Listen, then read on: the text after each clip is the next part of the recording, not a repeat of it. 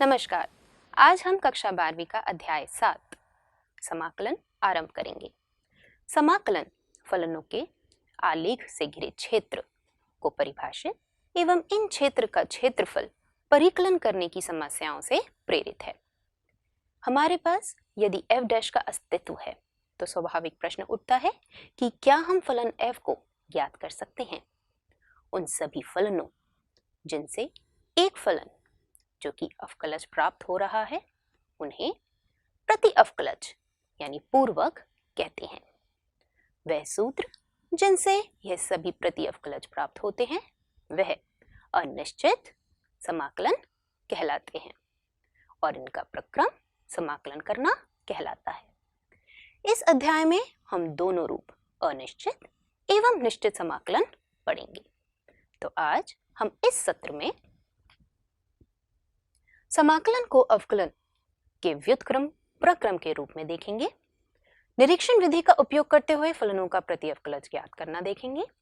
अनिश्चित समाकलन का ज्यामितीय निरूपण, अनिश्चित समाकलनों के कुछ गुणधर्म, अवकल एवं समाकलन की तुलना और अंत में प्रतिस्थापना से समाकलन करना देखेंगे। तो आइए शुरू करें। सबसे पहले समाकलन को अवकलन के व्युत्क्रम प्रक्रम के रूप में, जिसे हम अंग्रेजी में क्या कहते हैं, integration as the inverse process of differentiation. आपके सामने क्या देख सकते हैं, कुछ फलन के अवकलज। आप जानते हैं sin x का अवकलज cos x होता है और x का वर्ग बटे में 2 का अवकलज x। तो यानी क्या कह सकते हैं, बिल्कुल सही, cos x का sin x क्या है, अवकलज है। अथवा इसे मैं क्या कह सकती हूँ, cos x का प्रति अवकलज sin x है। ठीक, इसी प्रकार x का समाकलन यानी प्रति अवकलज x वर्ग बटे में 2 है। ठीक, गौर करेंगे, यदि मैं sin x जमा c, ये c क्या है, कोई भी वास्तविक संख्या, ये क्या है, अचर फलन, और हम जानते हैं अचर फलन का अवकलज 0 होता है। तो आप गौर करेंगे cos x का प्रति अवकलज क्या हो जाएगा, sin x प्लस में c, और ऐसे ही आपको इस वाले फलन में भी प्राप्त होगा। तो आप क्या निष्कर्ष निकाल सकते हैं, देखेंगे जो उपयुक्त फलनों के जो अवकलज हैं वे समान हैं। sin x का अवकलज cos x और sin x प्लस c, यानी कोई भी मैं वास्तविक संख्या कर दूं तो उसका भी अवकलज हमें cos x मिल रहा है। ठीक, इससे हम क्या कह सकते हैं, उपयुक्त फलनों के प्रति अवकलज अद्वितीय नहीं है, यानी एक नहीं मिल रहा। आप देख सकते हैं जैसे जैसे मैं c का मान भरती जाएंगे विभिन्न मान के लिए हमें विभिन्न प्रति अवकलज मिलते रहेंगे, जो कि हमारा अगला बिंदु दर्शा रहा है। अपरिमित प्रति अवकलज हैं जिन्हें हम वास्तविक संख्याओं के समुच्चय के स्वेच्छ अचर c को कोई भी मान प्रदान करके प्राप्त कर सकते हैं। ठीक, यानी जो c है हमारा क्या है, वह एक प्राचल है। ठीक, आइए अब आगे देखें। तो यानी एक फलन कैपिटल F ऐसा है कि d by dx fx is equal to small fx, जहां सारे x हमारे इस अंतराल में से आ रहे हैं i। ये i क्या है, वास्तविक संख्याओं का अंतराल है। ठीक, यानी क्या दर्शा रहा है कि ये जो हमारा स्मॉल fx है वह क्या है, इस कैपिटल fx का अवकलज, जिसे हम क्या कह सकते हैं, ये कैपिटल fx हमारा प्रति अवकलज है इस स्मॉल fx का।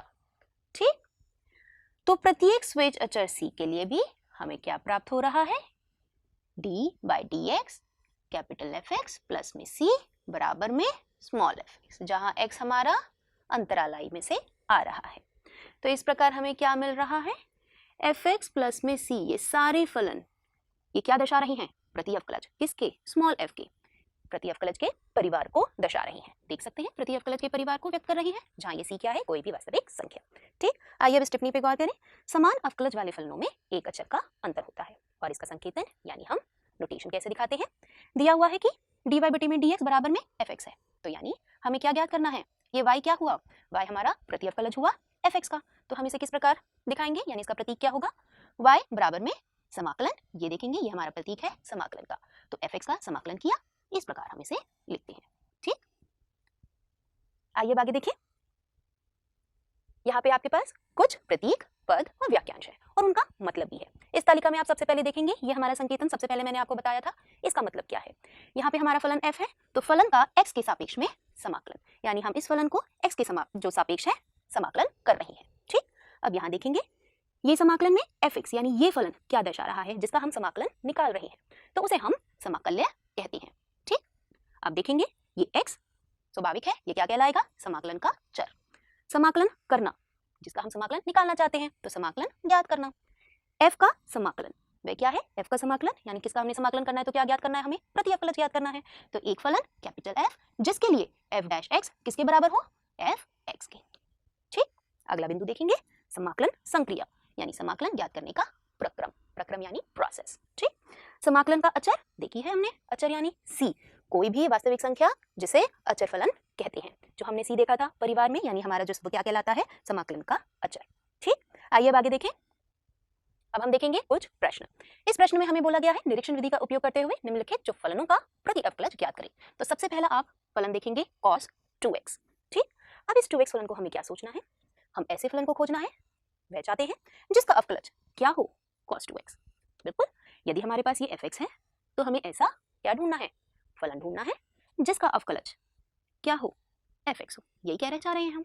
ठीक, तो गौर करेंगे, अब यदि हम sin 2x का अवकलज ज्ञात करें तो हमें क्या मिल रहा है, 2 cos 2x।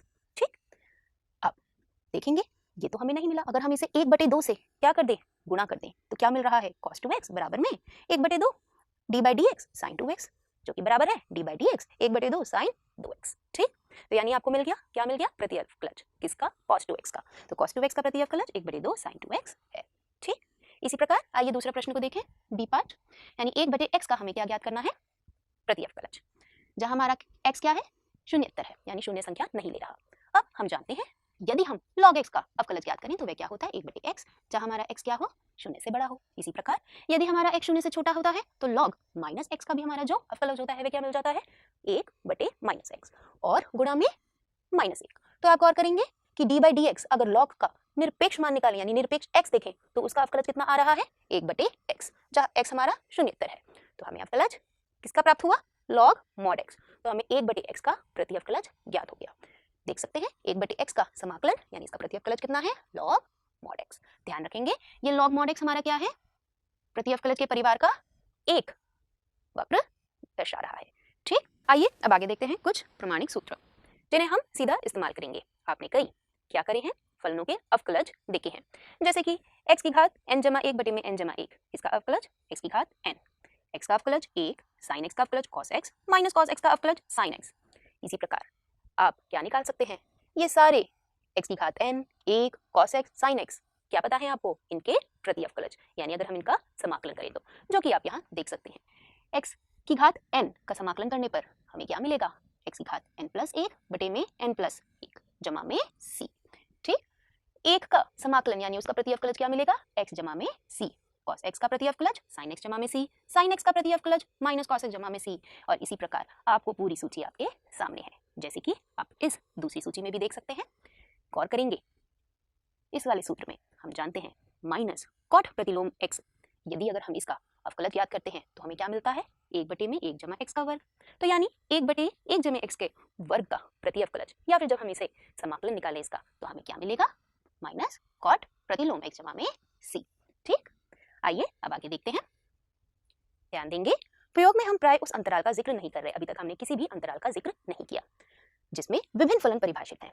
तथापि किसी भी विशिष्ट प्रश्न के संदर्भ में जब भी हम किसी विशिष्ट प्रश्न को लेंगे उसके अंदर इस अंतराल का जिक्र करना अनिवार्य है या फिर करना चाहिए। ठीक, आइए अब आगे देखें, क्या देखेंगे, अनिश्चित समाकलन का ज्यामितीय निरूपण। ठीक, हमारे पास एक फलन लिया है हमने f(x) बराबर में 2x, तो यानी इसका समाकलन यानी इसका प्रति अवकलज क्या करें तो वह क्या होगा, x का वर्ग जमा में c।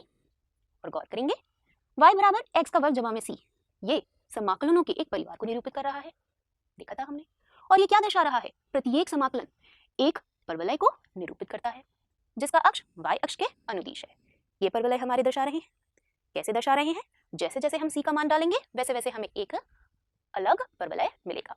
इस प्रकार c के प्रत्येक धनात्मक मान के लिए परिवार के प्रत्येक परवलय का शीर्ष y अक्ष के धनात्मक दिशा में होगा। क्या दर्शा रहा है, हम जान रहे हैं y बराबर x वर्ग जमा में c क्या दर्शा रहा है, परवलयों का परिवार। जैसे कि यदि हम c को 0 रखें तो हमें मिलेगा y बराबर में x का वर्ग, c को 1 रखने पे y बराबर x वर्ग जमा 1 मिलेगा, 2 रखने पर y बराबर x वर्ग जमा में 2 मिलेगा। तो यानी जब हम c का मान धनात्मक रखते हैं तो हमारा जो परवलय है उसका शीर्ष y अक्ष के धनात्मक दिशा की ओर में मिलता है। तो स्वाभाविक है यदि हम c का मान क्या रखें, ऋणात्मक रखें, तो उसके लिए प्रत्येक परवलय का शीर्ष y अक्ष के ऋणात्मक दिशा में मिलेगा, यानी नीचे की ओर मिलेगा। देख सकते हैं ये वाला जो हमारा परवलय है वे क्या दर्शा रहा है, y बराबर में x वर्ग माइनस 1, यानी यहाँ c का मान क्या रखा हमने, -1। ठीक, अब गौर करेंगे किस पे, इस वाली रेखा पे, वे क्या दर्शा रही है, x बराबर में 1। ये सारे परवलयों को बिंदुओं पे प्रतिच्छेद कर रही है, P3, P2, P1, P0, P -1, P -2, P -3, इन सभी पे हमारी प्रतिच्छेद कर रही है। और गौर करेंगे इन सभी बिंदुओं पर परवलयों पे जो स्पर्श रेखा है वह कैसी आ रही है, समांतर आ रही है। तो इसी से हम क्या निकाल सकते हैं, आइए ज्यामिति निरूपण, निम्नलिखित कथन, यानी हम क्या लिख सकते हैं, अगर देखें तो y को x स्क्वायर जमा में c, यानी ये क्या दर्शा रहा है, हमारे परवलयों का परिवार। तो निरूपण क्या दर्शा रहा है, अगर हम fx का समाकलन करते हैं तो हमें जो परिवार मिलता है यानी fx प्लस में c बराबर में y वक्रों के परिवार को निरूपित करता है। c के विभिन्न मानों के संगत हमें इस परिवार के विभिन्न सदस्य प्राप्त होते हैं और इन सदस्यों में हम किसी एक सदस्य को स्वयं के समांतर स्थानांतरित करके प्राप्त कर सकते हैं। कैसे, देख सकते हैं ये क्या है, अगर हमारा एक परवलय है तो दूसरा परवलय उसके समांतर है। ठीक, यही इसका अनिश्चित समाकलन का ज्यामितीय निरूपण है। ठीक, आइए अब आगे देखें। अब हम देखेंगे अनिश्चित समाकलनों के कुछ गुणधर्म। निम्नलिखित परिणामों के संदर्भ में अवकलन एवं समाकलन के प्रक्रम एक दूसरे के व्युत्क्रम है, जो कि हमने देखा है। देख सकते हैं यदि हम fx का समाकलन करें और उसके बाद उसका अवकलज प्राप्त करें तो हमें क्या मिलेगा, हमें फलन fx ही प्राप्त होगा। और यदि हम फलन का अवकलज उसका समाकलन करें तो हमें क्या प्राप्त होगा, fx जमा में c, जहां c हमारा एक स्वेत चर है। ठीक, अब दूसरे बिंदु पे ध्यान देंगे। ऐसे दो अनिश्चित समाकलन जिनके अवकलज समान है वक्रों के एक ही परिवार को प्रेरित करते हैं और इसे हम इस प्रकार समतुल्य कहते हैं, यानी वे इस प्रकार समतुल्य हैं। दो परिवार देख सकते हैं, समाकलन fx जमा में k हमारा क्या है, कोई भी वास्तविक संख्या, ऐसे ही gx का समाकलन जमा में c, जहां c भी हमारा एक वास्तविक संख्या है। इसकी समतुल्यता को प्रथानुसार हम इस प्रकार दर्शा सकते हैं, यानी fx का समाकलन बराबर में gx का समाकलन। ठीक, ध्यान देंगे इसके अंदर हमने जो प्रांचल है उसको नहीं लिखा। अब तीसरे बिंदु पर ध्यान देंगे, यदि हम fx जमा gx का समाकलन कर रहे हैं, यानी दो फलनों के योग का समाकलन किसके बराबर होगा, यदि हम fx का समाकलन निकालें फिर gx का समाकलन निकालें और फिर इन दोनों को क्या करें, जोड़ दें, यानी इनका योग निकालें। ठीक, इसके बराबर होगा। अब आखिरी बिंदु हमारे को क्या दर्शा रहा है, यदि हम fx यानी किसी फलन के साथ एक अदिश यानी कोई भी अचर गुणा कर दें और उसका समाकलन निकालें तो वह किसके बराबर होगा, यदि हम फलन का पहले समाकलन निकालें और उसके बाद उस अदिश यानी उस अचर को गुणा कर दें। ठीक, इन दोनों तीसरे और चौथे जो हमारे गुणधर्म है इससे हम क्या कर सकते हैं, व्यापकीकरण भी कर सकते हैं। जैसे कि आप इसमें देख सकते हैं हमारे पास कुछ निश्चित फलन है f1, f2, f3, fn तक, और हमारे पास कुछ संख्याएं हैं k1, k2, k3, kn तक। ठीक, तो हम क्या देख सकते हैं, यदि हम k1 fx1 जमा k2 fx2 जमा कहाँ तक कर रहे हैं kn fn x, इन सब का योग करके समाकलन करें तो वह इसके बराबर होगा, किसके, k1 fx1 का समाकलन किया जमा k2 गुणा में fx2 का समाकलन जमा, ऐसे करते रहेंगे क्योंकि हमारे पास क्या है, निश्चित फलन है। ठीक, परिमित है, तो क्या हो गया, जमा xn, समाकलन गुणा करना है किसका, fn का। ठीक, आइए अब इस पे कुछ प्रश्न ले लें इसको बेहतर समझने के लिए। तो आइए प्रश्न लेते हैं। हमें निम्नलिखित समाकलनों को ज्ञात करना है, ये हमारा पहला प्रश्न। देख सकते हैं इस समाकल्य को हम सरल रूप में लिख सकते हैं, वे कैसे, x का वर्ग माइनस में 1, और जो हमारा गुणधर्म 3 है वह क्या बता रहा है, हम इसे पृथक करके लिख सकते हैं, यानी x का वर्ग का समाकलन माइनस में 1 का समाकलन। हम जानते हैं कि x की घात n, इसका अगर हम समाकलन करें तो हमें क्या मिलेगा, x की घात n+1 बटे में n+1 जमा में c, यानी इसकी सहायता से हम x का वर्ग का समाकलन ज्ञात कर सकते हैं। वह क्या मिला, x की घात 3 बटे में 3 जमा में c1। अब 1 का समाकलन हम जानते हैं x होता है, तो हमें क्या मिला, माइनस x माइनस में c2, यानी इसको सरल करने पे हमें क्या मिलेगा, x की घात 3 बटे में 3 माइनस में x जमा में c। ये c हमारा क्या है, हमने एक चर ले लिया है, वह c1 माइनस में c2 दर्शा रहा है। ठीक, अब आते हैं हम अपने अगले प्रश्न पे। इसके अंदर भी हम क्या कर सकते हैं, गुणधर्म 3 का प्रयोग, यानी वह क्या दर्शा रहा है, x की घात 2/3 इसका समाकलन जमा में 1 का समाकलन। फिर से हम इस वाले सूत्र का प्रयोग करेंगे। वह क्या मिला, x 2/3 जमा में 1 बटे में 2/3 जमा में 1 जमा क्या मिला, x जमा में c। ठीक, सरल करने पर आप पाएंगे ये मिला x 5/3 और यहाँ क्या मिला आपको, ये मिला आपको 5/3 जमा में x जमा में c। और सरल करने पर आप पाएंगे आपको मिला x की घात 5/3, यहाँ हमने गुणा किया 3/5 जमा में x जमा में c। ठीक, तो ये हमारा इस समकल्य का समाकलन मिल गया। ठीक, अब आगे देखते हैं कुछ और प्रश्न। इस प्रश्न में देखेंगे हमारे पास समाकल्य क्या दिया हुआ है, वर्गमूल x माइनस में 1 बटे में वर्गमूल x इसका पूर्ण का वर्ग। गौर करेंगे अगर यहाँ हम अपनी सरल समीकरण लगा सकते हैं, कौन सी, a माइनस बी का पूर्ण का वर्ग, वह किसके बराबर होती है, a का वर्ग जमा में b का वर्ग माइनस में 2ab। ठीक, अब इसको सरल समीकरण लगाने पर हमें क्या प्राप्त होगा, यानी सरल रूप में हमारा जो समाकल्य है वह क्या बन जाएगा, x जमा 1/x माइनस में 2। ठीक, फिर से हमारा गुणधर्म 3 लगाने पर यह मिला x का समाकलन, फिर 1/x का समाकलन माइनस 2 का समाकलन। और समाकलन ज्ञात करने पर x का मिला x का वर्ग बटे में 2 जमा हमने देखा था 1/x का क्या होता है प्रति अवकलज, log mod x, यानी ये क्या आ गया, log और x का निरपेक्ष मान माइनस 2x जमा में c। ठीक, इस प्रकार आपने प्राप्त किया। आइए दूसरा प्रश्न देखें जो कि आपके सामने है, बहुत ही सरल प्रश्न है। सीकेंट फलन, अगर हम सीकेंट को क्या कर दें, गुणा कर दें। ठीक, तो क्या मिला हमें, सीकेंट स्क्वायर x जमा में सीकेंट x और tan x, यही मिला। हम जानते हैं, क्या जानते हैं, जो tan x का अवकलज होता है वह क्या हुआ, सीकेंट स्क्वायर x, यानी सीकेंट स्क्वायर x का प्रति अवकलज क्या हुआ, tan x। तो वही हम यहाँ लिख सकते हैं, सीकेंट स्क्वायर x का हमें समाकलन ज्ञात करना है और साथ ही सीकेंट x tan x का समाकलन ज्ञात करना है। अभी बताया सीकेंट स्क्वायर x का प्रति अवकलज tan x, ऐसे ही सीकेंट x tan x का प्रति अवकलज सीकेंट x और उसके साथ में हमारा समाकलन का अचल। ठीक, कुछ और प्रश्न ले लेते हैं, आइए देखें। अब इसके अंदर देखेंगे हमारे पास क्या दिया हुआ है, ये समाकल्य है, इसके अंदर सरल बना लेते हैं। हमने क्या किया, 2/cos स्क्वायर x माइनस में 3 sin x बटे में cos स्क्वायर x dx, इस प्रकार हम इसे लिख सकते हैं। अब हम जानते हैं 1/cos x कितना, सीकेंट x, तो यानी 1/cos स्क्वायर x कितना हुआ, सीकेंट स्क्वायर x, तो यानी और सरल करने पर हमें मिला 2 सीकेंट स्क्वायर x dx। पृथक भी हमने साथ ही साथ कर दिया, 3 sin x, एक cos हमने इस sin के साथ ले लिया ताकि हमारा tan फलन बन सके, tan x बन जाएगा और ये हमने cos x। तो आप देख ही सकते हैं हमारा क्या बन रहा है, tan x सीकेंट x, और अब हम जानते हैं tan x सीकेंट x का समाकलन यानी इसका प्रति अवकलज कितना होता है, सीकेंट x। तो ये कितना आया, 2 tan x माइनस में 3 सीकेंट x जमा में c। ठीक, अब अगला प्रश्न, और ये प्रश्न मैं आपको गृह कार्य यानी आपके स्वयं आपको करना है, आपके ऊपर छोड़ रही हूँ। आइए अब आगे देखें, और अब हम देखेंगे प्रतिस्थापन से समाकलन। गौर करेंगे इस प्रश्न पे, x के सापेक्ष 2x sin कोष्टक में x का वर्ग जमा 1 इसका हमें समाकलन याद करना है। इसे हम निरीक्षण रूप से एवं प्रमाणिक जो हमारे पास समाकलन है उसमें की सहायता से नहीं कर सकते, यानी हमें कुछ और देखना होगा या फिर हमें उसके अंदर परिवर्तित करना होगा। तो हम किसकी सहायता से करेंगे, प्रतिस्थापन की सहायता से हम इसका समाकलन ज्ञात करेंगे। तो आइए सबसे पहले इसकी प्रक्रिया देखें।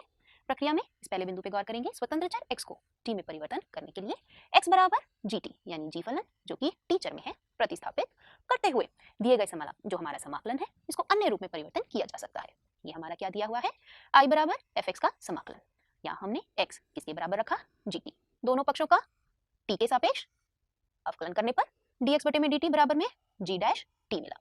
यहाँ से हम इसको किस तरीके से लिख सकते हैं, dx बराबर में g डैश t dt, यानी जो हमारा i है यानी जो समाकलन है f का x के सापेक्ष में ये कैसे परिवर्तित हो गया, इसके सापेक्ष में अब हमें करना है t के, क्योंकि t चर में हो गया, यानी अब ये क्या आया f, यहाँ हमने x का मान प्रतिस्थापित कर दिया gt और dx का मान प्रतिस्थापित कर दिया, वे क्या है g डैश t dt।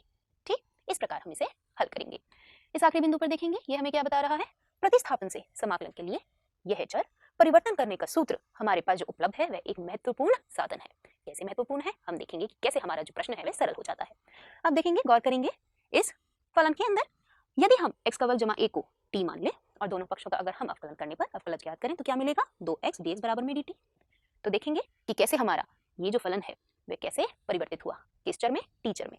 तो आप देखेंगे ये क्या आया 2x sin x वर्ग जमा में x, ये किसके बराबर आया sin t, x स्क्वायर यानी x का वर्ग जमा 1 ये बना t और 2x dx ये किसके बराबर है dt। ठीक, यानी ये पूरा का पूरा हमारा जो समाकलन है वह किसके बराबर हो गया sin t का समाकलन। और हम जानते हैं sin t का समाकलन माइनस cos t हो गया, तो माइनस cos t जमा में c। अब t का मान वापस प्रतिस्थापित करने पर हमें क्या मिल जाएगा, जो हमारा इस फलन का समाकलन। ठीक, वे क्या मिला माइनस cos कोष्टक में x का वर्ग जमा में 1 जमा में c। ठीक, आइए कुछ और प्रश्न ले देखेंगे इस अगले प्रश्न में।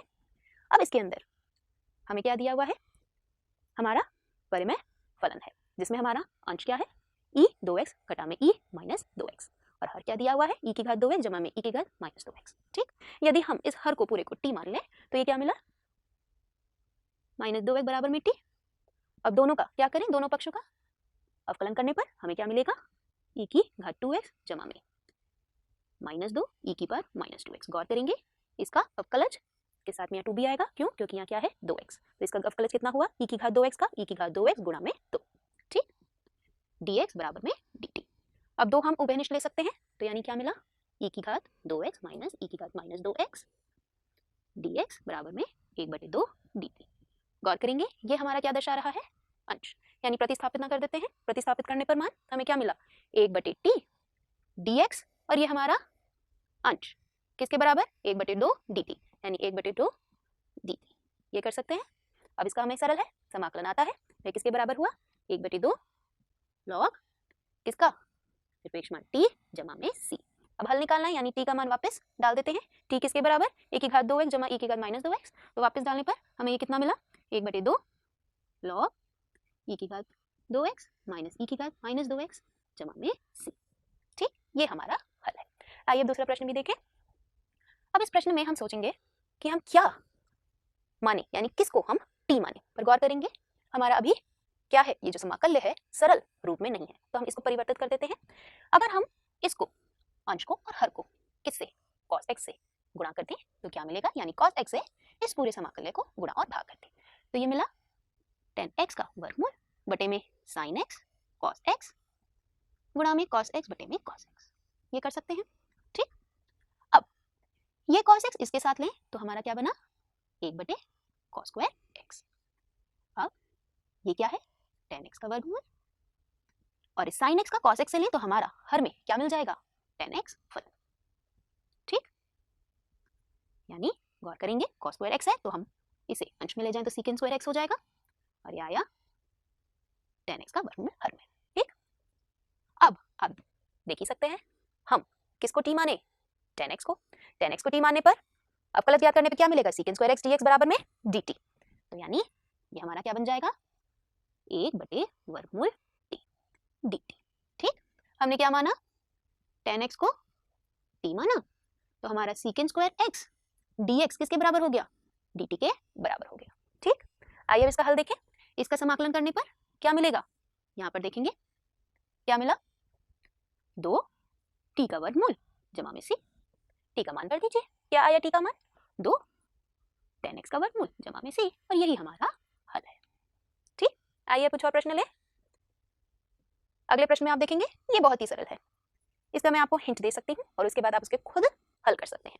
देखेंगे यदि मैं किसको t मानूं tan प्रतिलोम x की घात 4, इसको अगर मैं t मानूं तो हर चीज हमारे सामने होगी tan प्रतिलोम x की घात 4, इसे हमने t माना यानी दोनों पक्षों का अवकलज ज्ञात करने पर क्या मिला हमें 1/1 जमा x की घात 8 गुणा में 4x की घात 3 dx बटे में बराबर में dt। तो यानी ये हमारा सरल रूप में लिखें तो क्या मिला x की घात 3 बटे में 1 जमा x की घात 8 dx बराबर में 1/4 dt। ठीक, तो यानी हमारा प्रश्न इसमें परिवर्तित हो गया sin t dt। सरल है। अब इसका आप समाकलन तो आसानी से निकाल ही सकते हैं। ठीक, ये मैं आप पे छोड़ रही हूँ। अब अगला प्रश्न देखेंगे।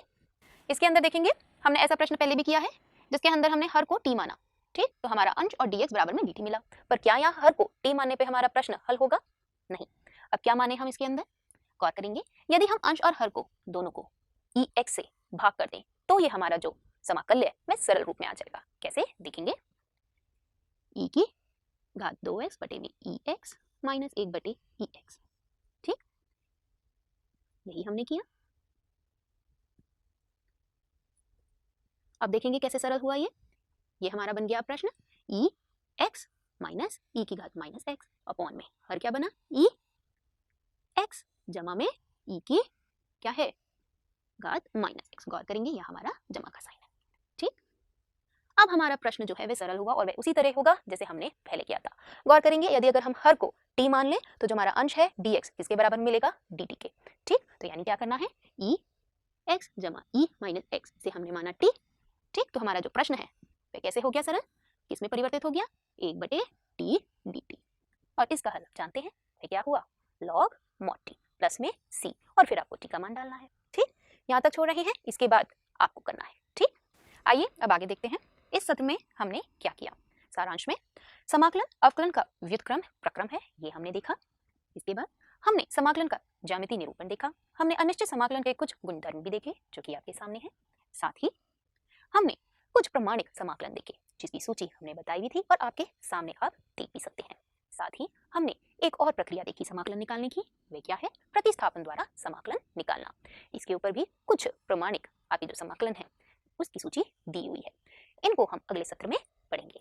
ठीक, तो आशा करते हैं आपको इस सत्र में समझ आया होगा, आनंद आया होगा। धन्यवाद।